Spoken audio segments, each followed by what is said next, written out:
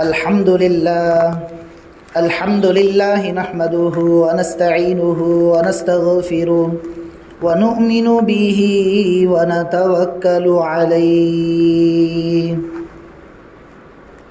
ونعوذ بالله من شرور أنفسنا ومن سيئات أعمالنا من يهده الله فلا مضل له ومن يضلله فلا هادي له ونشهد أن لا إله إلا الله وحده لا شريك له ونشهد أن سيدنا وسندنا ومولانا محمدا عبده ورسوله أرسله بالحق بشيرا ونذيرا وداعيا إلى الله بإذنه وسراجا منيرا أما بعد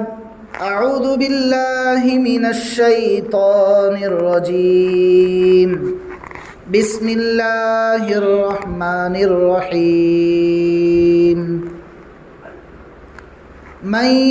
يعمل سوءا يجز به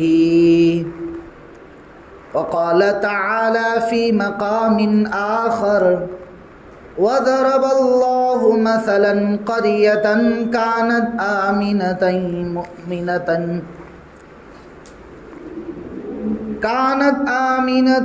مؤمنة يأتيها رزقها من كل مكان فكفرت بأنعم الله فأذاقها الله لباس الجوع والخوف بما كانوا يصنعون صدق الله العظيم۔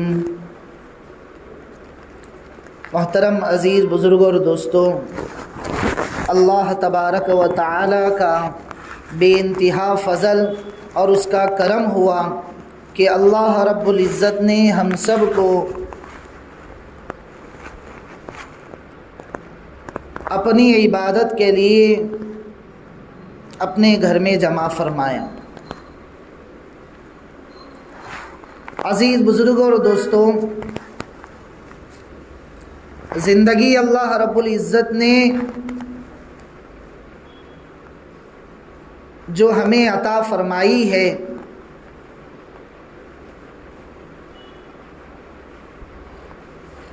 اس زندگی کے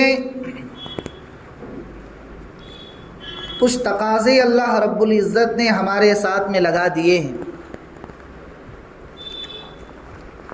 زندگی کے کچھ تقاضے دنیا کے اعتبار سے ہیں اور زندگی کے کچھ تقاضے دین کے اعتبار سے ہیں۔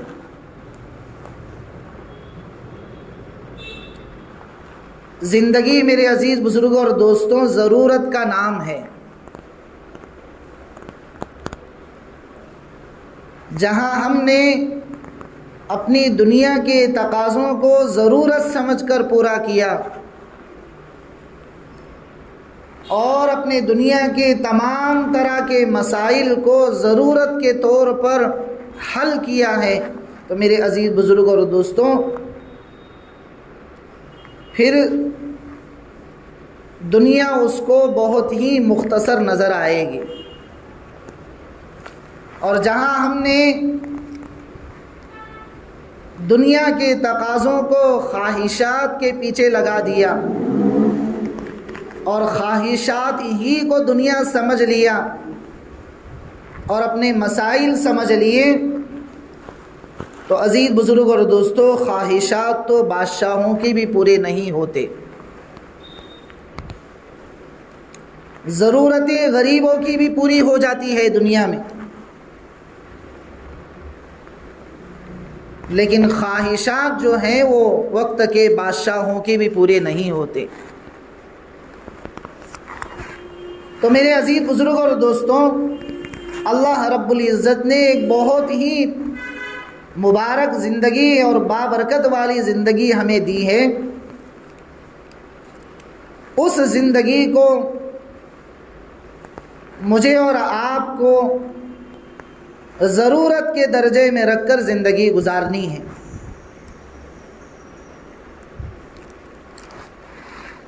اب جو زندگی اللہ رب العزت نے ہمیں عطا فرمائی ہے وہ بڑی مختصر سی زندگی ہے اور بڑی مختصر سی کہانی ہے کہ ہمیں معلوم نہیں ہے کہ زندگی کی شام کب ہو جائے اور کس حالت میں ہو جائے اور کس وقت میں ہو جائے، لیکن اس سے پہلے ہمیں یہ کوشش کرنی چاہیے کہ ہماری زندگی کا جو بہت بڑا حصہ ہے وہ اللہ کے دین کی اور اللہ کی یادوں میں اور گناہوں سے دوری میں گزرنے والا بن جائے۔ اللہ کے نبی صلی اللہ علیہ وسلم حدیث مبارکہ میں ارشاد فرماتے ہیں کہ گناہ آدمی کو اللہ سے دور کر دیتا ہے۔ اسی وجہ سے حدیث پاک میں یہ بات بھی ملتی ہے کہ جب بندہ گناہ کرتا ہے تو اس کے دل پر ایک سیاہ دھبا لگ جاتا ہے،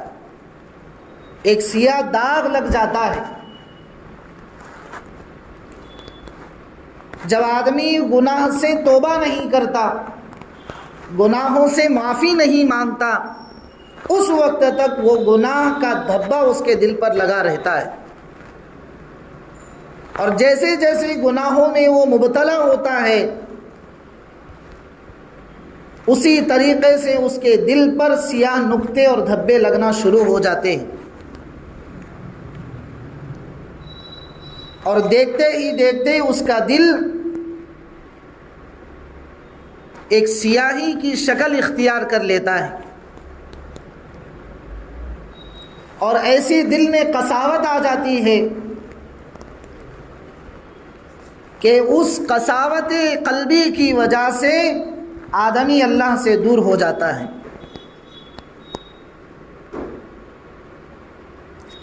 اسی لیے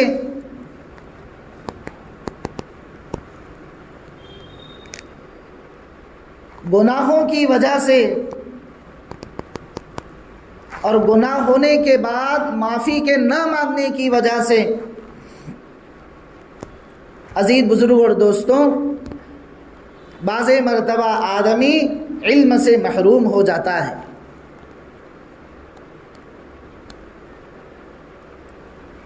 علم سے کیسے محروم ہو جاتا ہے؟ ہم تھوڑا اس کو سمجھتے ہیں۔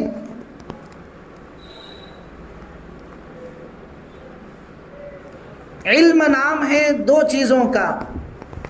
ایک ہے معلومات اور ایک ہے علم نافع۔ معلومات کا مل جانا، معلومات کا آدمی کو دل اور دماغ میں بٹھا لینا، یہ علم نہیں ہے بلکہ یہ اس کی معلومات ہے۔ اور علم نافع وہ ہوتا ہے جو آدمی کو اس کی زندگی میں آنے کے بعد اس کو عمل کی دعوت دیتا ہے۔ اسی لیے حضرت مفتی شفیع صاحب رحمۃ اللہ علیہ نے ایک مرتبہ اپنے طلباء سے پوچھا کہ بچوں علم کیا چیز ہے؟ تو کسی نے کہا جاننا، کسی نے کہا سمجھنا، اور کسی نے الگ الگ طریقوں سے جواب دیا۔ آخر میں حضرت مفتی شفیع صاحب رحمۃ اللہ علیہ کہنے لگے علم اس چیز کا نام ہے کہ جب وہ آدمی کے پاس آ جائیں تو اس کو عمل کی دعوت دے جائے، یعنی ایک چیز کے معلوم ہونے کے بعد وہ چیز اس کو عمل پر لے آئے، نیکی کی طرف لے آئے، گناہوں سے معافی کی طرف لے آئے، یہ حقیقت میں اس کا علم ہے۔ اور اگر یہ چیزیں اس کے پاس نہیں ہیں اور وہ عمل سے خالی ہے تو اس کا نام علم نہیں ہے، اس کا نام معلومات ہے۔ مثال کے طور پر سگریٹ بنانے والی کمپنی سگریٹ کے پیکیج پر لکھی رہتی ہے کہ سگریٹ پینے سے یہ بیماریاں ہو جائیں گی۔ تمباک بنانے والی فیکٹری اپنے پروڈکٹ پر لکھی رہتی ہے کہ ہمارا پروڈکٹ استعمال کرنے کی وجہ سے اور اس چیز کو استعمال کرنے کی وجہ سے آدمی بیمار ہو جاتا ہے، لیکن پھر بھی آپ نے دنیا کا مشاہدہ کیا ہوگا کہ جس چیز سے روکا جاتا ہے اسی چیز کو لوگ زیادہ استعمال کرتے ہیں، حالانکہ معلوم ہے کہ بنانے والی فیکٹری نے بھی معلوم کیا ہے، اور جو آدمی تمباکو استعمال کر رہا ہے، سگریٹ استعمال کر رہا ہے، نشے کی چیزیں استعمال کر رہا ہے، اس کو معلوم ہے کہ ان چیزوں کی وجہ سے مجھے نقصان ہو جائے گا، لیکن پھر بھی وہ اپنی ضرورت، اپنی خواہش کو پورا کرنے کے لیے بجائے اس چیز سے رکنے کے اور زیادہ ان چیزوں کو استعمال کرنے والا بنتا ہے۔ معلوم ہوتا ہے کہ ضرورت کا معلوم ہو جانا یہ علم نہیں ہے، علم نام ہے عمل پر کھڑا کرنے کا، کہ آدمی کو معلوم ہونے کے بعد آدمی اس چیز سے رک جائے، حقیقت میں یہ علم ہوتا ہے۔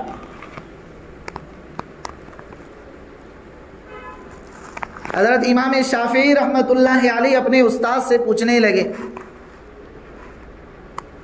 کہ حضرت میرا ذہن بہت کمزور ہے، میں ایک چیز یاد کرتا ہوں مجھے یاد نہیں رہتی، میرا ذہن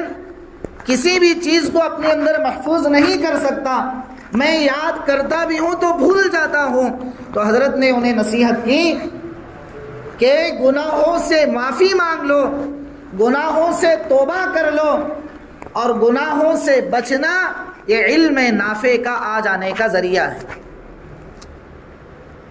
تو معلوم ہوتا ہے کہ گناہوں کی وجہ سے، گناہ کی نحوست کی وجہ سے آدمی بعض مرتبہ علم نافع سے دور ہو جاتا ہے۔ میرے عزیز بزرگوں اور دوستوں، ہم تھوڑا سا یہ غور کرتے ہیں کہ آج ہر آدمی کو معلوم ہے کہ 5 وقت کی نماز اللہ نے فرض فرمائی ہے، ہر بالغ مرد و عورت پر اللہ نے 5 وقت کی نماز اس پر فرض فرمائی۔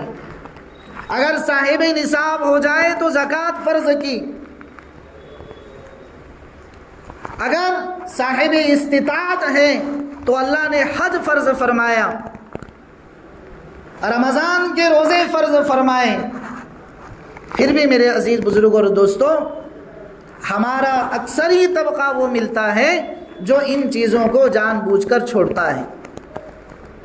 تو معلوم ہوا کہ علم وہ نام نہیں جو معلومات ہیں، علم نام ہے نفع کی چیز کا، یعنی آدمی کو عمل پر کھڑا کر جائے، وہ حقیقت میں علم ہوتا ہے۔ لیکن اللہ کے نبی صلی اللہ علیہ وسلم فرماتے ہیں کہ گناہوں کی نحوست کی وجہ سے آدمی علم نافع سے بھی محروم ہو جاتا ہے، نفع والے علم سے محروم ہو جاتا ہے۔ تو عزیز بزرگوں اور دوستوں، گناہوں کی نحوست کی وجہ سے سب سے پہلی چیز جو اللہ پاک چھین لیتے ہیں وہ علم نافع کو انسان سے اللہ چھین لیتے ہیں، اور دوسرے نمبر کی چیز ہے رزق میں تنگی اللہ تبارک و تعالیٰ ڈال دیتے ہیں۔ گناہوں کی نحوست کی وجہ سے اللہ پاک رزق میں تنگی ڈالتے ہیں۔ قرآن کریم کی جو ابھی خطبے میں میں نے آپ کے سامنے قرآن کریم کی آیت کریمہ تلاوت کی، وَضَرَبَ اللَّهُ مَثَلًا قَرْيَةً كَانَتْ آمِنَةً مُطْمَئِنَّةً يَأْتِيهَا، اللہ تبارک و تعالیٰ ایک قوم کی، ایک بستی کی مثال ہمارے سامنے پیش کر رہے ہیں اور کہہ رہے ہیں کہ ایک بستی کو ہم نے ہر طرح کی نعمتیں دی تھی، ہر طرح کی سہولتیں دی تھی، ہر طرح کی آسائشیں، زیبائشیں، نمائش کی چیزیں انہیں دیتی، لیکن جب وہ قوم، وہ بستی، وہ طبقہ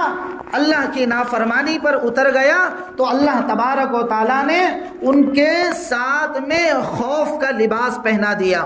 ان کو بھوک مری کا لباس پہنا دیا، اور یأتیہا رزقہا رغدم من کل مکان،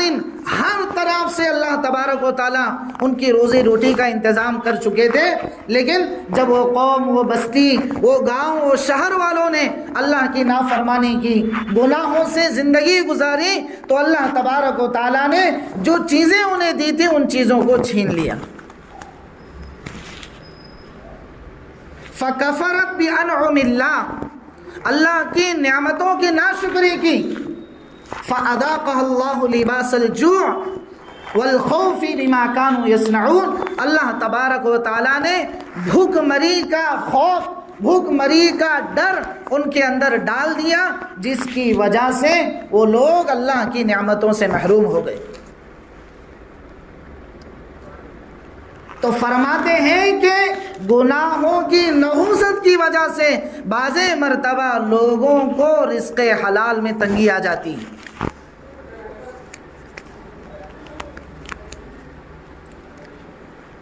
حضرت امام احمد بن حنبل رحمۃ اللہ علیہ نے ایک مرتبہ اپنے استاد کو ملنے کا اور اپنے استاد کی خدمت میں حاضری کے لیے سفر طے کیا اور مصر پہنچے، اور جب وہاں پہنچے تو دیکھا کہ اپنے استاد کے گھر میں ہر طرح کے کھانوں کے دسترخوان بچھائے گئے۔ جب حضرت امام احمد بن حنبل رحمۃ اللہ علیہ وہاں پہنچتے ہیں اور دیکھتے ہیں کہ گھر کا سارا کھانا کھا گئے، حالانکہ اللہ والوں کے عادات میں سے ہوتا ہے کہ وہ بہت کم کھاتے ہیں، وہ بہت کم سوتے ہیں، اور راتوں میں اللہ کے سامنے آہوزاری کرنے والے ہوتے ہیں۔ اور میرے عزیز بزرگ اور دوستوں، آج کی سائنس اس بات کو بتانے پر مجبور ہے کہ کم کھانا یہ آدمی کی صحت کے لیے بہت ہی بڑا فائدہ ہوتا ہے۔ اسی وجہ سے بیچ میں ایک بات یاد آ گئی، حضرت امام مالک رحمۃ اللہ علیہ فرماتے ہیں کہ اللہ رب العزت نے ہمیں جتنا بھی علم دیا ہے، یہ وقت کے امام تھے بہت بڑے، اللہ نے جتنا بھی علم ہمیں دیا ہے یہ سارا کا سارا بھوک کی حالت میں گزارنے کی وجہ سے اللہ نے دیا۔ تو میرے عزیز بزرگ اور دوستوں، اللہ والوں کی نشانیوں میں سے ہے کہ وہ بہت کم کھاتے ہیں۔ تو اب یہ جب اب استاد کے گھر پہنچے کہ دیکھا کہ پورا دسترخوان صاف کر دیا، گھر کی بچیاں کہنے لگی ابا جان آپ تو کہتے تھے کہ آپ کے شاگرد بڑے اللہ والے ہیں، اور اللہ والوں کی نشانیاں تو یہ ہوتی ہیں، اور آپ کے شاگرد نے پورا دسترخوان صاف کر دیا۔ تو اس وقت حضرت امام شافعی رحمۃ اللہ علیہ نے اپنے استاد امام احمد بن حنبل رحمۃ اللہ علیہ سے پوچھا کہ بھئی کیا وجہ ہے، یہ کیا آپ کی جس طرح سے ہم نے تربیت کی تھی آپ تو اس کے برخلاف نکل آئے؟ تو حضرت نے کہا حضرت ایک بات اصل میں یہ تھی کہ جب میں آپ کے گھر میں دسترخوان پر بیٹھ گیا تو اللہ کی رحمتوں کو آسمان سے اترتے ہوئے میں نے دیکھا ہے، تو میں نے یہ اپنے اندر یہ ارادہ کر لیا کہ اگرچہ میں آج کے دن کے بعد 8 دن تک روزہ رکھ لوں گا، لیکن آج آپ کے گھر کا پورا کھانا جو اللہ کی رحمتوں کو آپ کے اناج میں، آپ کے گھر کے کھانے میں اترتے ہوئے میں نے دیکھا ہے، وہ پورا کھانا میں کھا کر رکھ لوں گا۔ تو یہ ہوتی ہے رزق میں برکت۔ تو اللہ کے نبی صلی اللہ علیہ وسلم فرما رہے ہیں کہ گناہوں کی نحوست کی وجہ سے آدمی کے رزق میں تنگی آ جاتی ہے۔ پہلی بات جو شروع میں نے عرض کی کہ گناہوں کی نحوست کی وجہ سے آدمی علم نافع سے محروم ہوتا ہے، اور دوسرے نمبر پر آدمی رزق حلال سے محروم ہو جاتا ہے۔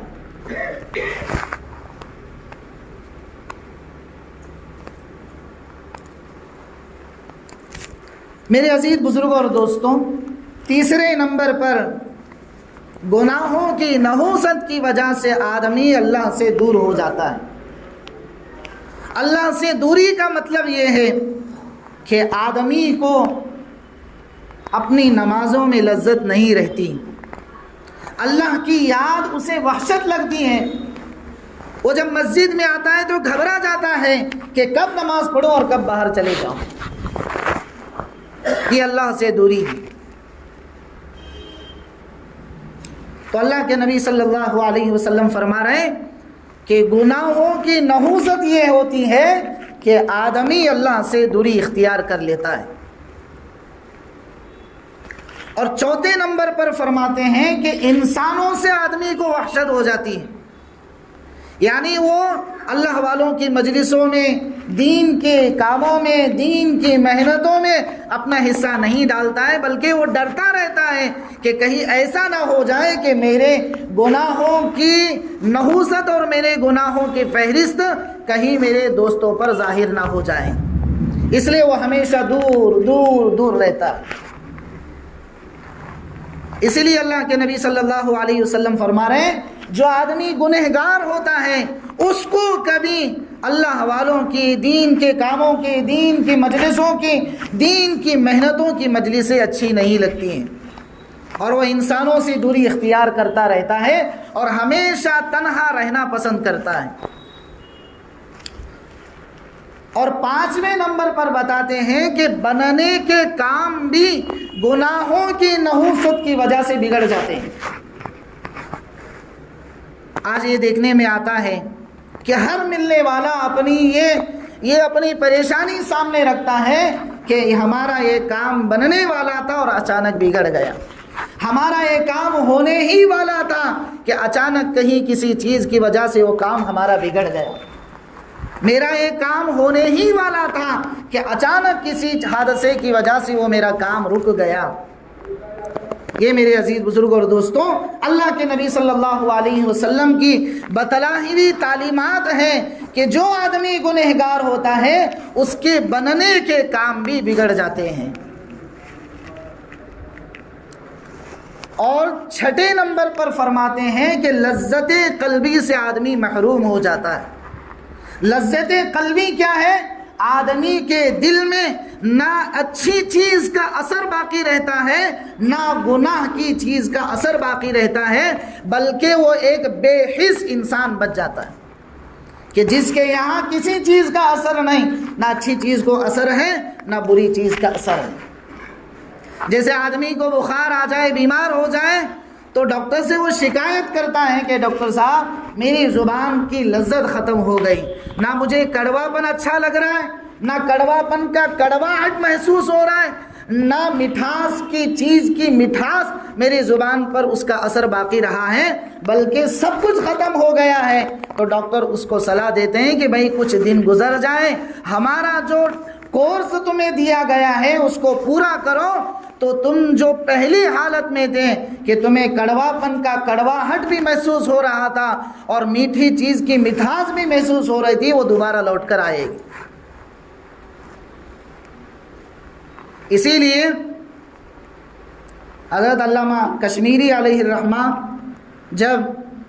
قادیانیوں سے مناظرے کے لیے نکلے تو اسٹیشن پر ضرورت کے لیے اتر گئے، تو جو سکھ ٹکٹ چیک کر رہا تھا وہ آ کر سب سے پہلے حضرت کے ہاتھ پر اسلام قبول کر لیا۔ تو حضرت تو کہتے تھے بھائی میرا ٹکٹ چیک کر لو، کہا ٹکٹ مجھے دنیا کا نہیں چاہیے، مجھے جنت کا ٹکٹ دے دو اور اپنے ہاتھ پر کلمہ پڑھا لو۔ جہاں جس جگہ پر مناظرہ تھا جب وہاں پہنچے تو جتنے مناظر وہاں بیٹھے ہوئے تھے سب کے سب حضرت علامہ کشمیری علیہ الرحمہ کے چہرے کو دیکھ کر ایمان لانے والے بنے۔ خواجہ معین الدین اجمیری رحمۃ اللہ علیہ جب اپنے شہر سے نکلے اور یہاں پہنچتے پہنچتے 90 لاکھ لوگوں نے ان کے ہاتھ پر اسلام کو قبول کر لیا۔ اور سب سے بڑی تاجدار محمد الرسول اللہ صلی اللہ علیہ وسلم جب مدینہ منورہ پہنچے ہیں تو حضرت عبداللہ بن سلام رضی اللہ عنہ، میرے عزیز بزرگ اور دوستو، یہودیوں کے بہت بڑے عالم تھے۔ جب یہودیوں نے انہیں تیار کیا اور کہا کہ جا کر تم اللہ کے نبی کو، جس کو یہ لوگ اپنا نبی مانتے ہیں، ان سے ایسے سوالات کرو جن سوالات کا ان کے پاس کوئی جواب نہ ہو۔ عبداللہ بن سلام رضی اللہ عنہ یہودیوں کے بہت بڑے عالم تھے۔ وہ جب یہ سوچ کر اللہ کے نبی صلی اللہ علیہ وسلم کی خدمت میں حاضر ہوئے اور جب وہاں جا کر دیکھا تو کہنے لگے، یا رسول اللہ، میں سوال تو بعد میں کروں گا، پہلے مجھے کلمہ پڑھا کر اسلام میں قبول کر لو۔ اور جب واپس اپنے مجمع میں آئے اور کہنے لگے، وہ مجمع کہنے لگا، عبداللہ بن سلام، تمہیں تو ہم نے العیاذ باللہ محمد کو ہم نے سوالات کرنے کے لیے بھیجا تھا اور تم انہی کے گرویدہ بن کر آئے۔ تو عبداللہ بن سلام رضی اللہ عنہ نے اس وقت جواب دیا، لیس بوجہ کذاب، یہ محمد الرسول اللہ ایسے ہیں کہ جو آدمی ان کے چہرے کو دیکھے گا وہ بھی اسلام قبول کر لے گا۔ تو میرے عزیز بزرگوں اور دوستوں، لذت قلبی کی یہ کیفیت ہوتی ہے کہ آدمی کو نیکی اچھی لگتی ہے اور برائی سے، گناہوں سے آدمی کو نفرت ہو جاتی ہے۔ لیکن جو آدمی گناہوں میں مبتلا ہوگا تو فرماتے ہیں کہ اس کے دل سے لذت قلبی کو اللہ چھین لیتے ہیں۔ اب چاہے اذان ہو یا نہ ہو، چاہے جمعہ کا دن ہو یا نہ ہو، چاہے عصر کی اذان ہو یا نہ ہو، مغرب کی اذان ہو یا نہ ہو، عشاء کی اذان ہو یا نہ ہو، ہمارا مجمع ایسا رہے گا جیسے ان کے سامنے کوئی اذان نہیں ہے۔ یہ اصل میں گناہوں کی نحوست ہوتی ہے جو اللہ پاک لذت قلبی کو چھین لیتے ہیں اور ہمیں اس کا احساس نہیں رہتا۔ صلاح الدین ایوبی رحمۃ اللہ علیہ ایک جنگ کے محاذ پر تھے اور صلیبیوں سے جنگ لڑ رہے تھے۔ اچانک انہیں یہ خبر پہنچ گئی کہ بھئی صلیبیوں کا ایک اور بیڑا جو ہے وہ سمندر کے راستے سے مسلمانوں پر حملہ کرنے کے لیے آ رہا ہے۔ تو حضرت صلاح الدین ایوبی رحمۃ اللہ علیہ بڑے متفکر، پریشان، لیکن ان کے سامنے ایک راستہ تھا اور وہ راستہ مسجد کا راستہ، اور وہ گئے مسجد میں، رات بھر اللہ کے سامنے آنسو بہائے، رات بھر نماز میں، تلاوت میں، اللہ کے سامنے رونے میں پوری رات گزار دی کہ اللہ مسلمانوں کی حفاظت فرما، مسلمانوں کی حفاظت فرما۔ پوری رات اسی میں، رونے میں، دھونے میں، اللہ کے سامنے راز و نیاز کرنے میں گزار دی۔ صبح کی نماز پڑھی اور مسجد سے نکلے گیٹ سے باہر تو دیکھا کہ مسجد کے گیٹ پر ایک بہت ہی پر اثر اور بارونق ایک کوئی بزرگ مسجد کے گیٹ پر کھڑے ہیں۔ تو حضرت صلاح الدین ایوبی رحمۃ اللہ علیہ بھی اللہ والے تھے اور جو بزرگ کھڑے تھے وہ بھی اللہ والے تھے۔ اور آپ کو معلوم ہے کہ جوہری ہی سونے کو پہچانتا ہے، سونار ہی پہچانتا ہے کہ حقیقت میں یہ سونا ہے یا نہیں، ہیرا ہیرے ہی کو پہچانتا ہے۔ تو حضرت صلاح الدین ایوبی رحمۃ اللہ علیہ جب مسجد سے باہر جانے لگے تو وہ اللہ والے انہیں بلا کر کہا کہ صلاح الدین کیا بات ہوئی، آپ کے چہرے پر ایک بڑا اثر دکھ رہا ہے۔ تو انہوں نے پوری داستان سنائی کہ اب ایک لشکر آنے والا ہے،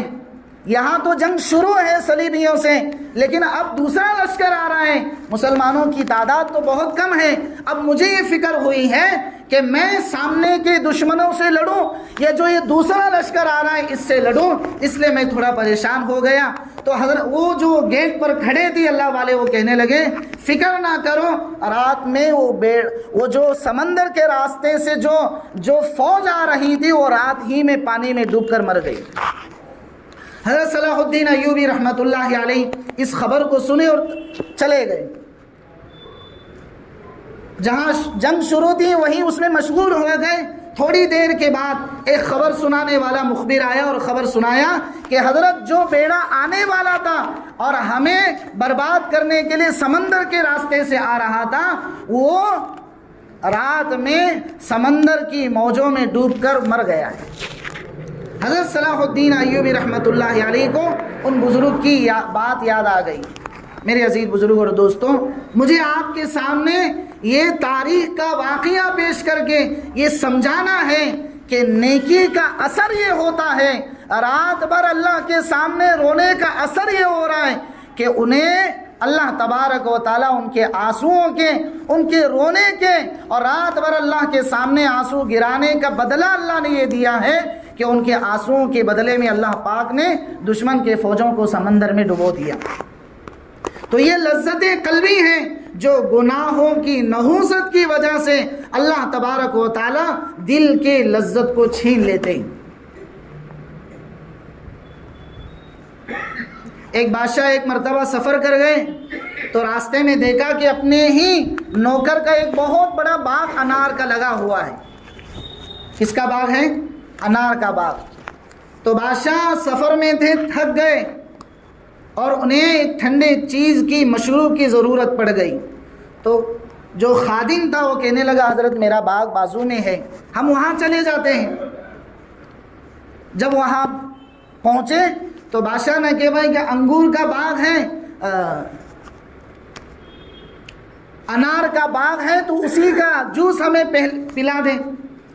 تو جو ان کا خادم تھا وہ ایک ہی انار کو پکڑ کر جب اس کو گلاس میں نچوڑتا ہے تو پورا گلاس بھر گیا، ایک ہی انار میں پورا گلاس بھر گیا۔ جب بادشاہ کو پلایا تو بادشاہ بہت خوش ہوئے، مٹھاس بھی اچھی اور ایک ہی انار میں پورا گلاس بھر گیا ہے۔ بادشاہ نے پھر مطالبہ کیا، پھر دیا گیا۔ اسی طریقے سے 3 مرتبہ بادشاہ نے اس انار کے درخت کے جوس کو استعمال کیا اور پی لیا۔ اب بادشاہ کی نیت بگڑ گئی اور وہ کہنے لگا دل ہی دل میں کہ میری رعایا ہے، میری ہی سلطنت میں رہتا ہے اور اس کا اتنا اچھا باغ کہ پھل بھی کتنا اونچا ہے اور عالی شان ہے کہ ایک ہی انار کے پھل کی وجہ سے پورا گلاس بھر رہا ہے۔ تو بادشاہ کی لالچ بڑھ گئی اور اس کی نیت بگڑ گئی اور اپنے وزیر کو بلانے سے پہلے اپنے دوسرے وزراء کو کہا کہ بھئی یہ پورا باغ جو ہے اب یہ میری سلطنت میں آنا چاہیے اور میرے ذمہ داری پر آنا چاہیے۔ جب وہ جس کا باغ تھا وہ آئے تو کہنے لگا بھئی یہ کام کرو اور ایک گلاس لے کر آؤ جوس انار کا۔ جب یہ نچوڑنے کے لیے گیا تو 3 انار نچوڑے تب بھی وہ گلاس بھرنے کے لیے تیار نہیں۔ خیر 4-5 اناروں کو نچڑنے کے بعد وہ گلاس بھر گیا اور بادشاہ کو پیش کیا۔ جب بادشاہ نے پیا تو پھر کڑواہٹ آ گئی، جہاں مٹھاس تھی وہاں کڑوا بنا گیا۔ تو خادم سے، اس باغ کے مالک سے، اپنے وزیر سے کہا کہ بھائی تم نے پھل کوئی بدل کر لائے؟